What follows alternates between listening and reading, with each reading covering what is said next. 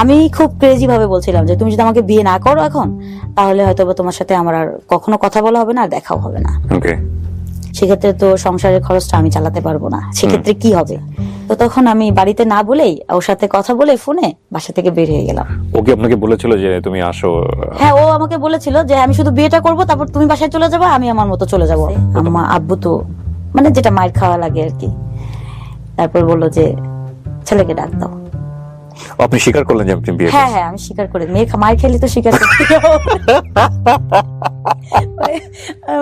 আমি কখনো মানে আমি লাইফে কখনোই মার খাই নাই, সত্যি কথা। ওই একটা মারই খাইছিলাম, এই একটা বিয়ের কথা বলাতে। আচ্ছা, অনেক বড় একটা ডিসিশন যে নিয়ে নিছি লাইফে, আমি তখনো ফিল করি নাই যে আমার জীবনের অনেক বড় একটা কাজ আমি করছি। আমার কাছে মনে হয়েছে যে আমি খুব ছোট একটা কাজ করছি। তো একসময় আব্বু বললো কি, আমার ফ্যামিলিতে ওর দরকার নেই, ওকে ওর মতো চলতে দাও, আমার ফ্যামিলিতে ওর দরকার নেই।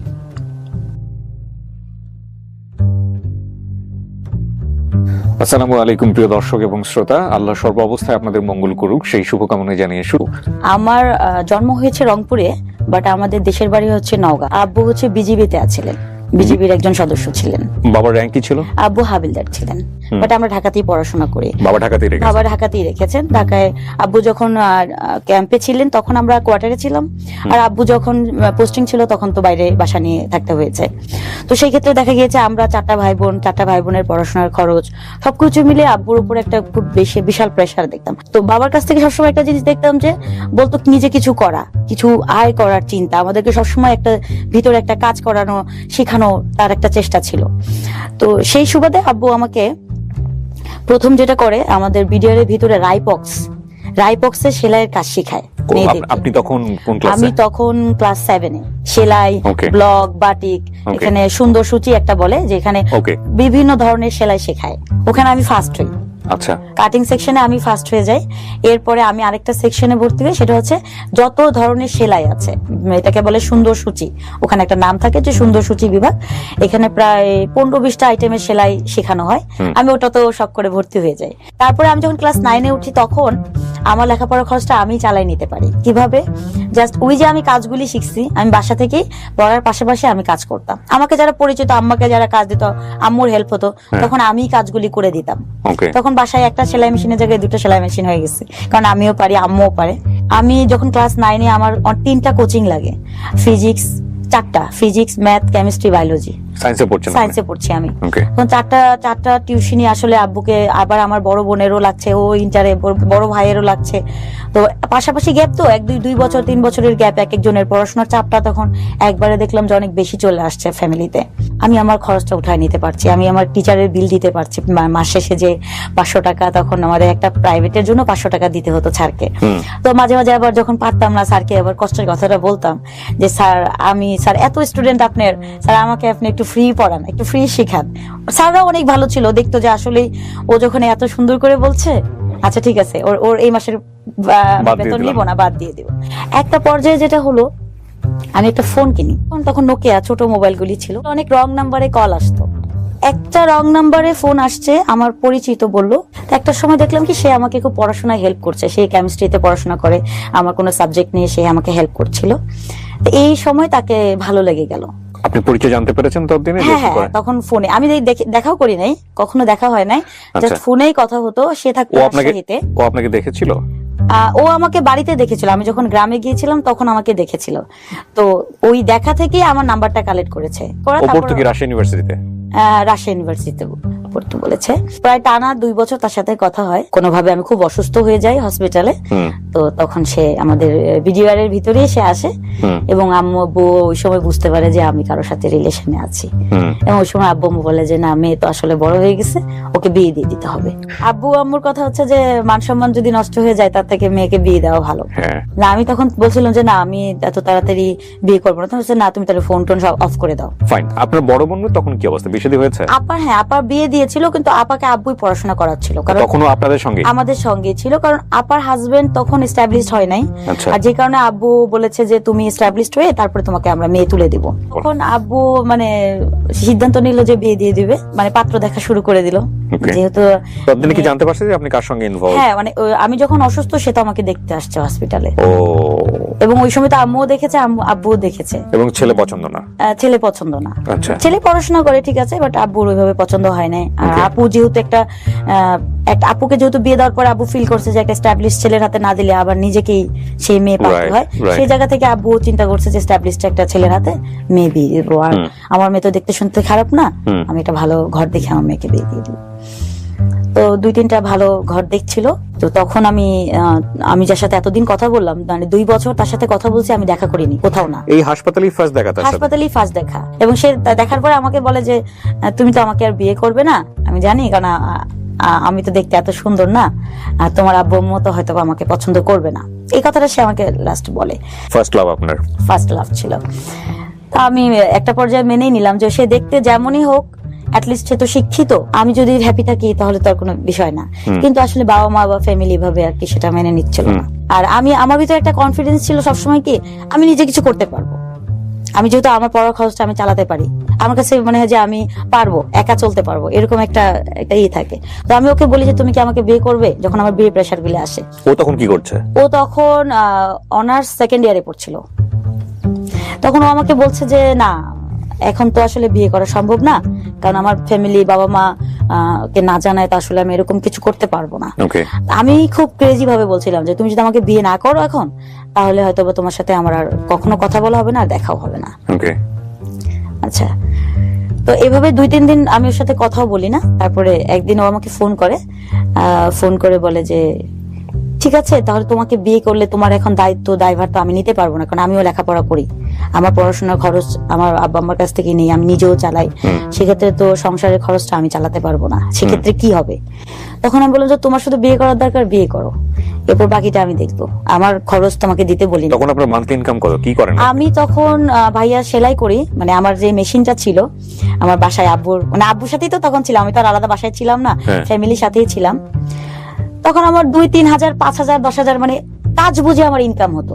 মানে আমি যদি কাজ করি আমি 10,000 পর্যন্ত হাইস্ট তখন ইনকাম করতে পারতাম। ওকে, সো আপনি নিজেরও খরচ চালাতেন, মাঝে মাঝে ফ্যামিলিকে দিতাম, ছোট ভাইটার জন্য আমি অনেক কিছু, মানে আমার ছোট ভাইয়ের খরচও আমি মাঝে মাঝে আমি দিতাম। রাত্র 2টা, 3টা, 4টা পর্যন্ত আমি মেশিন চালাইছি, আবার সকালে গিয়ে আমি পরীক্ষা দিছি। আপনার এসএসসি কততে? 2008-এ। ও তখন থাকতো কোথায়? ও তখন থাকতো নওগাঁতে।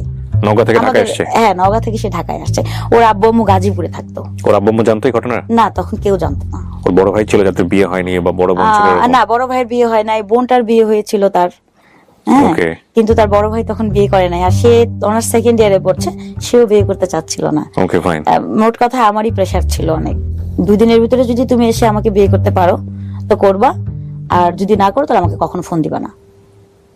জাস্ট এইটাই কথা ছিল আমার লাস্ট। তো দেখলাম ঠিকই 2 দিন পরে সে আসছে, এসে আমাকে কল করছে যে আমি ঢাকায়। তো আমি বললাম তো কিভাবে বিয়ে হবে, আমি তো আসলে কাজ, আমি ঢাকায় বলি হতে এসেছি। হ্যাঁ। ওকে, তারপর? আচ্ছা, তো তখন সেই তারই একজন পরিচিত কাজী, মেবি আমার কেউ আসলে আমার ওরকম পরিচিত কেউ ছিল না, ওর উপরে আমি ছেড়ে দিলাম। কিভাবে বিয়ে হবে, কোথায় বিয়ে হবে, এটা তুমি ঠিক করো। ওর এক ফ্রেন্ডের মাধ্যমে বা যাই হোক কারো থ্রুতে একজন কাজী ওর ফ্রেন্ড ছিল, তো ওইভাবেই আমরা ওর একটা ফ্রেন্ডের বাসায় গিয়েই মানে বিয়েটা ওই কাজী লিখে টিখে দিল, কলমা টলমা ওখানেই হলো। তারপর সে বললো যে তুমি বাসায় ব্যাক করো, কারণ রাত্রে তুমি যদি বাইরে থাকো বাসাতে তো অনেক। বাবা তখন কোথায়? আব্বা তখন রাঙামাটিতে। আচ্ছা, এখানে একটা কথা বলি, সেটা হচ্ছে আপনার পরিকল্পনাটা কি ছিল? যদি কোনোদিন বিয়ের জন্য একবারে বসায় দেয় তখন সার্টিফিকেট নিয়ে হাজির করবেন যে না আমি তো বিয়ে করেছি। আমি বিবাহিত। আমি বাসায় আসলে বলতে চাইছিলাম যে আমি বিয়ে করব না, আমি বিবাহিত, আমি বিয়ে করে ফেলছি, আমি তাকে পছন্দ করি, আমি তাকে বিয়ে করছি। মানে এটা কি আপনি বিয়ে করে এসে বলবেন, নাকি যদি আপনাকে ওই পরিস্থিতির মুখোমুখি? ওই পরিস্থিতির মুখোমুখি হতে হয়। মানে আমি চাইছিলাম যে প্রথম, এটা অনেক কমন একটা ঘটনা মেয়েদের ক্ষেত্রে, এটা অনেক কমন একটা ঘটনা, আমি আমার ফ্রেন্ড সার্কেলে অনেককে দেখেছি। আচ্ছা, বিয়েটা করার পরে বাসায় চলে আসলাম, আর তখনও ওই সার্টিফিকেটটা তো বের হতে সময় লাগে, সেটা ওর কাছেই রেখে দিতে বললাম যে আমাকে দিতে হবে না, তোমার কাছেই রেখে দাও। তো বিয়ে করার পরে দেখা যায় কি যে একটা টান থাকে যে কোথায় দেখা করব, কোথায় যাব, একটা ফোনের কথা থাকে। আর আমার মা এদিক থেকে অনেক ক্রেজি, আমাকে অনেক গাইডের মধ্যে রাখছে যে ঘর থেকে বেরোয়া যাবে না, কাজ করা বা স্কুলে যাওয়া বা কোচিং এ যাওয়াটা, মানে আগের যে ফ্রিডমটা ছিল ওইটা একদমই ছিল না। বাসা থেকে আমি একদম পুরো রেস্ট্রিক্টেড এর মধ্যে পড়ে গেলাম। এবং আমার যে বড় ভাই, ও ও অলরেডি টের পেয়ে গেল যে আমি বিয়ে করছি, একটা কথাতে ও বুঝে ফেলছে। এবং কিভাবে বুঝছে? আমি কথা বলতেছিলাম তো যে বিয়েটা হয়ে গেছে, মানে যাই হয় না ফোনে অনেক সময় কথা বলছিলাম, তখন ও পিছন দিক থেকে শুনে ফেলছে যে সামো আমি তখন ও বুঝে ফেলছে যে না ও বিয়ে করছে। এরপরে বাসায় যেটা হয়, আম্মা জানার পরে কাকে বিয়ে করছো, কবে করছো, কখন করছো, কোথায় করছো, এইভাবে আসলে মেয়ে বড় হয়েছে। আব্বু তো মানে যেটা মায়ের খাওয়া লাগে আর কি। তারপর বললো যে ছেলেকে ডাক দাও। আপনি স্বীকার করলেন যে আপনি বিয়ে হ্যাঁ হ্যাঁ আমি স্বীকার করে, মায়ের খেলে তো স্বীকার করতে আমি কখনো মানে আমি লাইফে কখনোই মার খাই নাই, সত্যি কথা। ওই একটা মারই খাইছিলাম, এই একটা বিয়ের কথা বলাতে। আচ্ছা, অনেক বড় একটা ডিসিশন যে নিয়ে নিছি লাইফে, আমি তখনো ফিল করি নাই যে আমার জীবনের অনেক বড় একটা কাজ আমি করছি। আমার কাছে মনে হয়েছে যে আমি খুব ছোট একটা কাজ করছি। ইনফ্যাক্ট এই যে কথাটা উনি বললো না, এটা খুব গুরুত্বপূর্ণ কথা উনি বলেছেন। যে বয়সটার কথা বলেছে, সেই বয়সে এই ধরনের কাজ যখন কেউ করে তখন সে কোনো কিছু না বুঝেই করে। বাট এটা উনি 32 ইয়ার্সে এসে বলছে যে অনেক বড় একটা কাজ না বুঝে ডিসিশন নেয়। না বুঝে ডিসিশন। তারপর ছেলেকে বললাম যে তুমি খুব দ্রুত আসো, আম্মু তোমার সাথে আব্বু বসবে, কথা বলবে। আমি তো যেহেতু একটা ভুল করেই ফেলছি, তো হয়তো বা ও তখন বলছে যে না আমার ফ্যামিলি তো মেনে নিবে না, আমার ফ্যামিলিকে তো এখন জানানোই যাবে না, ইম্পসিবল। বিয়ে করার কয়দিন পরের ঘটনা এটা? মাসখানেক। আল্লাহ, 1 মাস। আমার ফ্যামিলি তো তোমার এটা মেনে নিবে না। আর দেখো আমাদের ফ্যামিলি এস্টাবলিশড ছেলে হলে তারপরে বিয়ের জন্য পাত্রী দেখে, এবং আমার বড় ভাই এখনো পিএইচডি করছে, তার মাত্র বিয়ের আমরা মেয়ে দেখছি। সো এই ক্ষেত্রে আমি সেকেন্ড ইয়ারে পড়ি, আমার এখন তো মানার প্রশ্ন। আম্মুকে বলতেই পারবো না, আমার আব্বুকে বলা ইম্পসিবল। ওর বাবা ছিল টিচার, বাসায় আসলো। হ্যাঁ হ্যাঁ শেষমেশ আমি প্রেসার দিয়ে আনছি। আমার পরে আব্বু আম্মুর সাথে বসে যেটা বললো যে আমি, আব্বু ছিল না, আম্মু ছিল, আমার ভাই ছিল। আব্বু তো ছুটি পায় না, আব্বু শুধু জানতো ফোনে সবকিছু। আচ্ছা, তো একসময় আব্বু বললো কি যে ওকে করে দাও, ওকে সেপারেট করে দাও। ও যেহেতু ও ডিসিশন নিছে, ওর যেহেতু নিজের লাইফের উপরে যখন ওর আমাদের কোনো হস্তক্ষেপ করতে দেয় নাই, ও যখন নিজের লাইফটা নিজেই ঠিক করে নিছে, তাহলে ও একটা কাজ করো, ওকে ওর মতো চলতে দাও, আমার ফ্যামিলিতে ওর দরকার নাই। আমি জানি যে ডিফেন্সে যারা চাকরি করে তাদের মনটা মনে অনেক হার্ড হয়, অনেক শক্ত করে আব্বু বলছিল কথাটা, বিকজ সে আঘাত পেয়েছিল, অনেক আঘাত পেয়েছে। কারণ আমাকে নিয়ে আব্বুর অনেক স্বপ্ন ছিল, কারণ আমি সংসারে সবসময় হেল্প বলেন, কাজ বলেন, সবকিছু আমাকে কখনোই বলতে হতো না। মানে ফ্যামিলির মেইন মেম্বারটাই মনে হয় আমি ছিলাম, এরকম ছোটবেলায় আব্বু আর কি ফিল করতো যে আমার অন্য বাচ্চাগুলোর থেকে আমার এই মেয়েটা আলাদা। কিন্তু ওকে যখন আপনার নিয়ে আসা হলো, মানে সে সময় আপনার যিনি হাজবেন্ড, কি নাম ছিল ভদ্রলোকের? নাহিদ মনসুর খান। নাহিদ। সো নাহিদ সাহেবকে যখন নিয়ে আসা হলো, তখন নাহিদ সাহেব কি বললেন? মানে ফ্যামিলিতে ওনার ওয়ার্ডটা কি ছিল? ওনার ওয়ার্ড ছিলেন যে উনি কাউকে এখন বলতে পারবে না, আমার ফ্যামিলি যেহেতু জেনে গেছে, আপনাদের ভিতরে এটা রাখেন, আমি জাস্ট অনার্সটা কমপ্লিট করি, আমি একটা কিছু কাজে ঢুকি বা জব নেই, দেন আমার ফ্যামিলিকে আমি বলবো। বাট দায়টা কি আপনার উপর চাপালেন যে ওর কারণেই বিয়ে করছেন? হ্যাঁ হ্যাঁ, তাই তো আমার উপরই আসবে, কারণ ঝুটটা তো আমি করেছিলাম না। ইভেন বললো যে আমরা যে বিয়ে করেছি, আমি ওকে রাত্রেও বাইরে রাখি নাই, আমি ওকে বাসায় পাঠিয়ে দিয়েছি। ওর এত জোরের কারণে আমি জাস্ট করেছি, আমারও ভুল হয়ে গেছে। ফ্যামিলিকে বললো যে ও আপনার কাছেই থাকুক, আমি যখন একটা জব নিব বা আমি আমার পড়াশোনাটা শেষ করব, দেন আমি আব্বা আম্মাকে জানাতে পারবো, এর আগে আসলে আমি এখন পারবো না। আব্বু বললো সেপারেট করে দাও, কারণ ও যেহেতু ডিসিশন নিচ্ছে। এসএসসি পরীক্ষার পর জাস্ট পরীক্ষাটা ডান, আমার বিয়েটাও ওই সময় হলো। ও তখনই জানতে পারছে? তখনই জানতে পারছে। আচ্ছা, তারপরে যেটা হলো, আমি ওর উপরে খুব রাগ করলাম যে এইভাবে তো নাও বলতে পারতো, ও তো বলতে পারতো যে না আমরা দুজনে মিলেই ভালো কিছু করব, আর আমার ফ্যামিলির উপরে ও চাপাই দিয়ে চলে গেল বিষয়টা। আমি খুব রাগ করলাম। আমি ওকে বললাম যে ঠিক আছে, সমস্যা নেই, তুমি যাও, তোমার পড়াশোনা করো, আর আমিও আমার মতো আমি আমার লাইফটা রেডি করি, তারপরে কিছু একটা না হয় হবে এইভাবে। আচ্ছা, তা আম্মু তখন, আব্বু বলার পরেও আম্মু সুযোগ দিচ্ছিল যে থাকুক, ওকে মানে কথা গালি বকা যেটুকু আছে সেটুকু তো নিতে হবে, এত বড় একটা পেইন করছি মানে সংসারে। মানে তখন আমার চিন্তা হলো কি যে আমি যে কাজটা জানি বা যে কাজটা এতদিন করে আসছি, সব আন্টিরা আমাকে এত পছন্দ করে, আমি না কাজের পিছনে ছোটা শুরু করলাম। মানে তখন যে ইন্টারে ভর্তি হব বা পড়াশোনার দিকে যে আগ্রহটা থাকবে ওইটা কমে গেল। তখন চিন্তা হলো কি যে আমি একটা নিজে বাসা ভাড়া নিব। আচ্ছা, নিজে বাসা ভাড়া নিলে আমাকে তো একা বাসা ভাড়া দিবে না, হাজবেন্ড ছাড়া বা একটা সিঙ্গেল একটা মেয়ে যে কোনো জায়গায় বাসা তো ভাড়া দিবে না। তো আম্মু যে জায়গাটায় থাকতো আমি ওই জায়গাটাই চিন্তা করলাম যে আমি পাশে আরেকটা রুম নিব আমার জন্য, এবং আমি আমার নিজের খরচটা নিজে চালানোর চেষ্টা করবো। তখন কি আপনারা কোয়ার্টারে না কোয়ার্টারের বাইরে? কোয়ার্টারের বাইরে, কারণ আব্বু তো তখন ঢাকায় ছিল না। ওকে, রাইট। তো তখন আমি আমার কাজের জন্য বিভিন্ন জায়গায় আমি কথা বলা শুরু করলাম। ইভেন নিউ মার্কেটে, গাউসিয়াতে যে দোকানগুলি রেডিমেড যে কাপড়গুলি সেলাই করে, মানে রেডিমেড সেল করে, ওদের সাথে আমি গিয়ে তখন কন্ট্যাক্ট করলাম। কারণ আমাকে তো কেউ চিনে না, আমাকে কাজ দেবে কে? কাজ তো আমার নিতে হবে, কারণ আমি আগে যে ক্যাম্পে থেকে যে কাজটা করতাম ওইটার থেকে আমার এখন দরকার একটা ভালো অ্যামাউন্টের কাজ, এবং আমার কন্টিনিউ কাজ করতে হবে। এমন না যে আমি বাবার আন্ডারে হোটেলে খাচ্ছি পড়ছি, আমার আর কোনো চিন্তা নাই, আমি কাজ করলে করলাম, বাকিটা আমার হাতে জমে যাবে, এরকম কিন্তু না।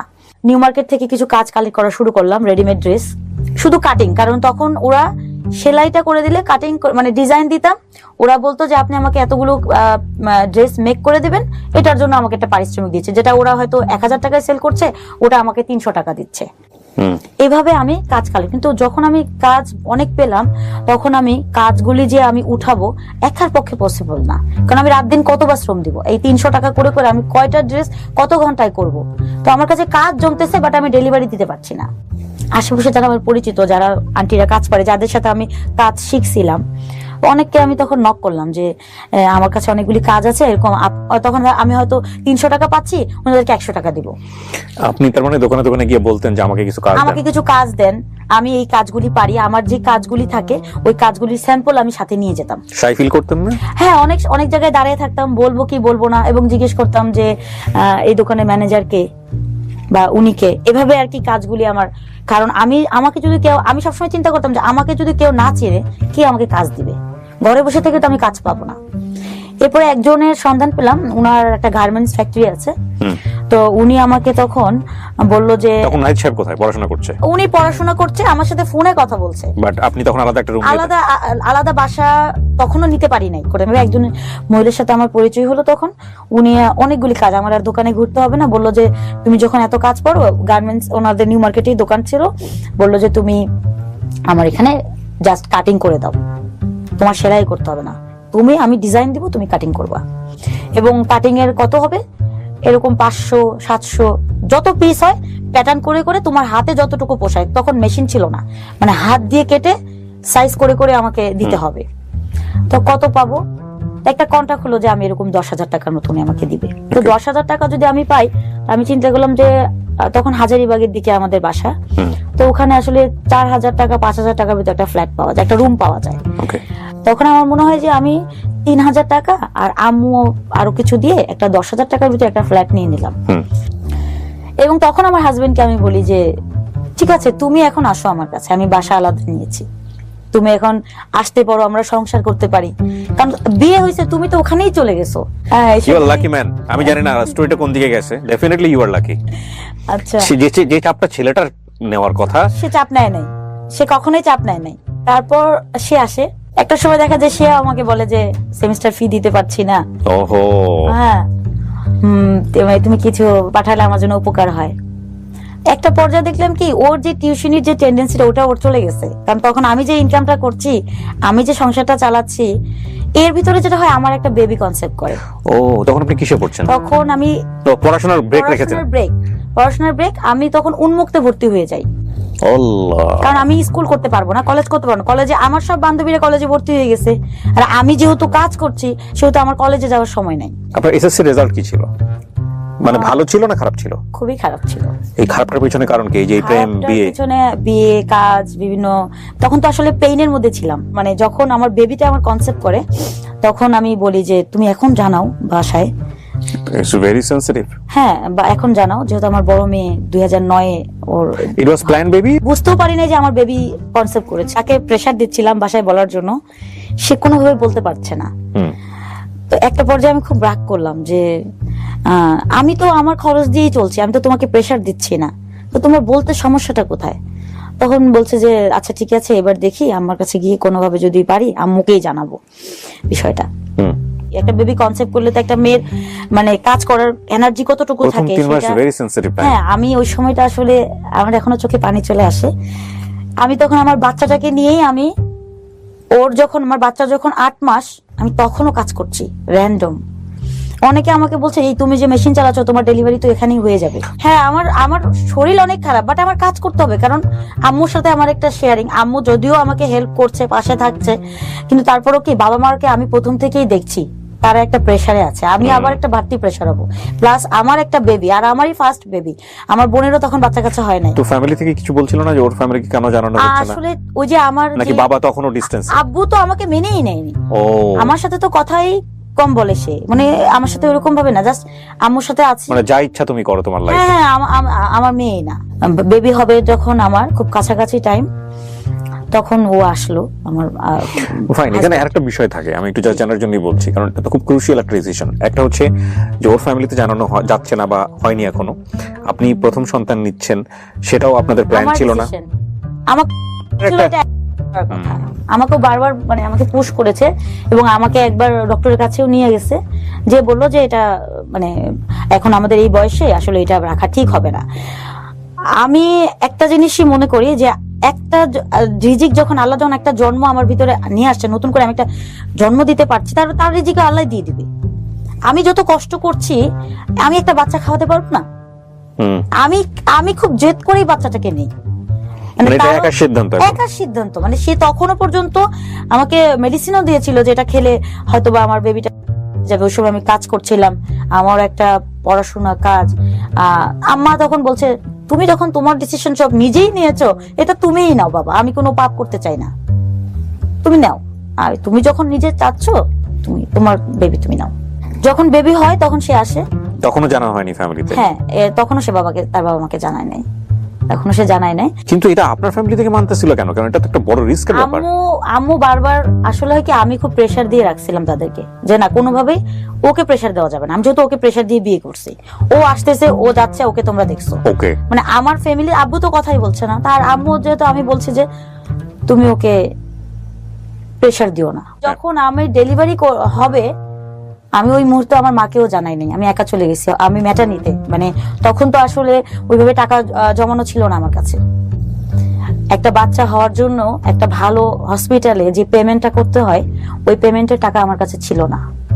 আমার মনে আছে আমার বড় বেবি যখন হয়, আমি 1000 টাকা মেবি শুধু আমি গাইনি, মানে যে জাস্ট আমার নর্মালি ডেলিভারি হয়েছে, আমি জাস্ট ওনাকে 1000 টাকা দিতে পেরেছি। আমাকে বারবার বলছিল যে সিজার করতে হবে, আমার কোনোভাবে সিজারের পয়সা নাই, আমাকে নর্মালি ডেলিভারি করতে হবে। এই স্টোরিটা যে কোথায় যাচ্ছে, ওয়াও। হ্যাঁ, তারপর আমি জন্ম দিই, এবং তখন আমি বুঝি যে আসলে মা হওয়াটা এত সহজ না। যারা নর্মালি ডেলিভারি করে তারাই হয়তো বা প্রকৃত মায়ের পেইনটা পায়। বাচ্চা নিয়ে এরপরে আসার পরে আমার অনলি 2 ডেজ আমি মনে হয় বেডে শুয়েছিলাম, মানে একটু রেস্ট বলে যাকে, কারণ আমার নর্মালি ডেলিভারি হওয়ার পরে আমি বাচ্চার সবকিছু নিজে করতে পারতাম। ওকে, একটু হাঁটা চলা করতে বা একটু দৌড়াদৌড়ি করতে একটু প্রবলেম হতো। অনলি ফর 2 থেকে 3 ডেজ আমার মনে হয় আমি বেডে ছিলাম, কারণ আমার হাতে প্রচুর কাজ ছিল, সেই কাজগুলি আমাকে টাইমলি পৌঁছাতে হবে। তখন আমি একজন মহিলা নিলাম যে আমার বাচ্চাটাকে একটু ফিডার, তো এত ছোট বাচ্চাকে তো আসলে ফিডার দেওয়া পসিবল না, কারণ তখন ফিডিং করাতে হবে। তো আমি জাস্ট কোলে নিয়ে থাকবে, করবে, সাপোর্টিং একটা হ্যান্ড আমার লাগবে। তো একটা সাপোর্টিং হ্যান্ড, তারও একটা বেতন অ্যাড হয়ে গেল আমার লাইফে। এবং তখনও পর্যন্ত আমার হাজবেন্ড সে আমাকে হেল্প করতে পারছে না, বরং মাঝে মাঝে আপনার তাকে হেল্প করতে হয়। মাঝে মাঝে তাকে আমার হেল্প করতে হচ্ছে। এবং সে তখন আমাকে বলছিল যে আসলে তুমি কষ্ট করছো, আর হয়তো কিছুদিন পরে আমি একটা সাপোর্ট তোমাকে দেওয়ার চেষ্টা করবো। তখন অনার্স কমপ্লিট হয়ে গেলেই, মাস্টার্সে রেজাল্টটা এসে গেলেই, তারপরে আমি একটা জবে ঢুকে যাবো, কোন একটা কিছু করবো। আসলে পড়ছিল কিসে তখন? তখন বাবু যখন হয় তখন অনার্স ফার্স্ট। ও কি রাজশাহী ইউনিভার্সিটিতে পড়ছিল না? না, তখন উনি নওগাঁ সরকারি, ওইটা পরবর্তীতে আপনি জানতে পারছেন, কলেজে পড়ছিলেন। আচ্ছা, তো এটাও আপনি কনসিডার করছেন? আসলে লাইফে যখন অনেক কিছু মানে জানা যায়, তখন কনসিডার করে নিতে হয় যে আপনি যে একটা